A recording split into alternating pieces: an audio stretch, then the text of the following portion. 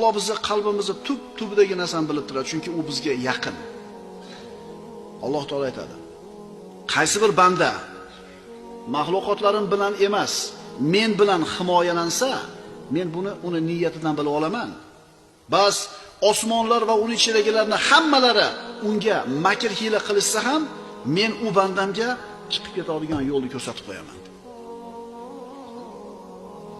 Qaysi bir banda men bilan emas, biron maxluq bilan himoyalansa, akasiga ishonsa, tanishiga suyansa, puliga ishonsa, men bilan himoyalanmasdan maxluqlarim bilan himoyalansa, men buni uning niyatidan bilib olaman.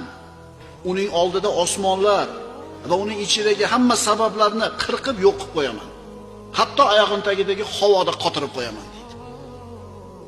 Kimdan himoya so'raymiz? Va sababini qilamiz. Alloh deymiz, keyin sababini qilamiz.